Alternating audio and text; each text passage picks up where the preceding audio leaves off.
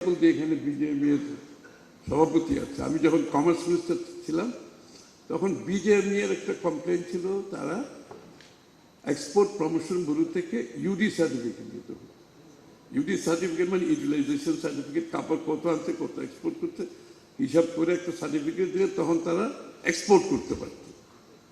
তো তখন তারা আমাকে এসে বললো যে আমরা তো খুব হ্যারাস করছি, এক্সপোর্ট প্রমোশন ব্যুরোর লোকজন করাপশন, আমাদেরকে হ্যারাসমেন্ট, আমাদের শিপমেন্ট মিস করতেছে, সার্টিফিকেট দেয় না টাইম দিয়ে। তখন আমি বললাম ঠিক আছে, okay, what is the answer to it? আমি যদি এই এক্সপোর্ট প্রমোশন ব্যুরো থেকে একটু বের করে আপনাদের অ্যাসোসিয়েশনকে এটা দেই, এই দায়িত্বটাকে আপনারা পালন করতে পারবেন, can you self regulate? Then you give the certificate. If you take the responsibility, if you can self-regulate, if you are ready to do this, I'll take it out of export promotion and give it to you. ওরা বলছে আমরা, আপনি আমাদের দিয়ে দেখেন আমরা পাই কিনা। So I took a big risk, কারণ সরকারের একটা এত বড় কাজ আমি বের করে একটা প্রাইভেট সেক্টরে দিয়ে দিচ্ছি। ইটস এ হিউজ ডিসিশন, এটার অনেক রেসিস্টেন্স আছে, অনেক প্রতিবাদ আছে, but I defied everything and I did it, I gave it to them. আজকে পর্যন্ত এটা ভালোভাবে কাজ করছে। আমি এক্সাম্পল দিতে চেয়েছি, এখন আপনারা সেলফ রেগুলেট করেন, এফআরসি ইজ দেয়ার, ফাইন। আপনারা নিজেরা সেলফ রেগুলেট, নিজেরা ইন্ডিভিজুয়ালি করেন, আপনার বডি করেন।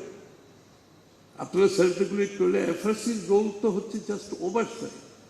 আপনাকে তো এফআরসি ডে টু ডে গিয়ে বলতে পারবে না যে আপনি এখানে অ্যাসেট ভ্যালুয়েশন রং করেছেন, এখানে মিসরিপ্রেজেন্টেশন করেছেন। এটা তো কোনো বডি, কোনো রেগুলেটরি বডির পক্ষে এগুলো সম্ভব না। একটা ওভারসাইট হচ্ছে সব, যেখানে প্রত্যেক স্টেক হোল্ডার যার যার রোলটা প্লে করতে হয়। আমি আপনাদের কাছে রিকোয়েস্ট করছি, আমরা ইকোনমিটাকে যে জায়গায় নিয়ে যাওয়ার চেষ্টা করছি, in a transparent manner, in accountable manner, সবাই পক্ষ থেকে we are getting so much interest. আমি বলছি আপনারা যারা এই প্রফেশনে আছে, আপনাদের জন্য সুখবর এটা, we are getting so much interest from all over the world, all over the world. Fund ম্যানেজাররা বিগ ওয়েতে আসতেছে বাংলাদেশে। JP Morgan is coming, other big investment companies are willing to come. What? Are you ready? আমরা কি সুপরিবেশ সৃষ্টি করতে পারতেছি? So accounting is a major issue here. আপনাদের রিপোর্টিং, আপনাদের অডিট রিপোর্ট, আপনার পিকচার অফ দ্য কোম্পানি, যারা এখানে ইনভেস্ট করতে চাচ্ছে তাদের এটার উপর তো একটা ফেথ থাকতে হবে, একটা ট্রাস্ট থাকতে হবে, আস্থা থাকতে হবে। আমি জাস্ট আপনাদেরকে অনুরোধ করতেছি, for your own profession, believe me, if the economy grows in the real sense, ওই প্যাট্রোনাইজড ইকোনমির কথা আমি বলছি না, আমি বলছি ইকোনমি, দ্য মার্কেটের কথা বলছি আমি। When the market grows, economy grows, you grow with it. All of you grow with it. All of us grow with it. So it is our responsibility. আমরা সবাই মিলে আমরা একটা ফেয়ার গ্লোবাল বেস্ট প্র্যাকটিসেসের ভিত্তিতে যদি করতে পারি, দেশের বর্তমান যে ইকোনমিক প্রোগ্রাম আমরা হাতে নিয়েছি, ইনক্লুডিং ক্যাপিটাল মার্কেট রিফর্ম, আমি আপনাদের অবগতির জন্য জানাতে চাচ্ছি, we are going to have very serious deregulation in the capital market, in the financial market, in the NBR, যত জায়গায় আছে আমরা কিন্তু সিরিয়াস ডিরেগুলেশনে যাচ্ছি। বাট এটা তো আপনাদের সহযোগিতা লাগবে। ডিরেগুলেশন গেলাম, আপনার রিপোর্টিং ইজ রং, তার কোনো লাভ তো হবে না।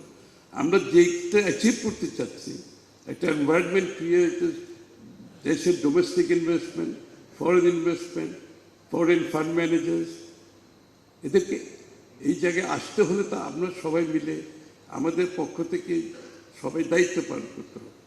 The first thing they look at a company before they invest is the balance sheet, the reporting, audit report.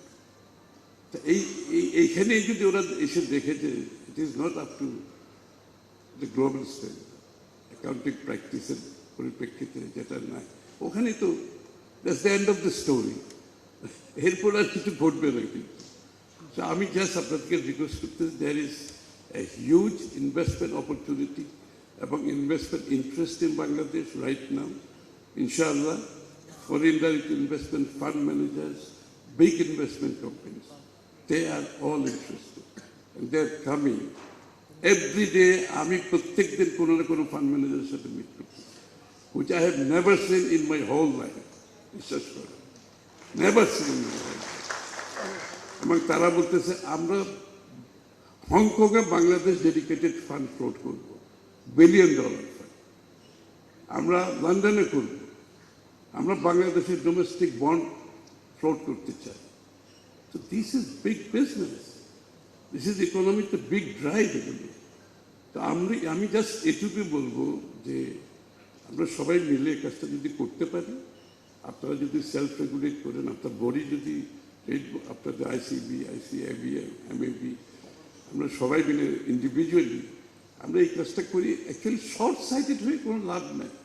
আমাদের জাতিগতভাবে আমরা এমন হয়ে গেছি, উই আর কালকে পরশুর মধ্যে আমাকে সব কিছু করতে হবে, বাট আমি একটা এনভায়রনমেন্ট ক্রিয়েট করতে হলে এটা তো আজীবনের জন্য হবে, আমাদের সকলের জন্য।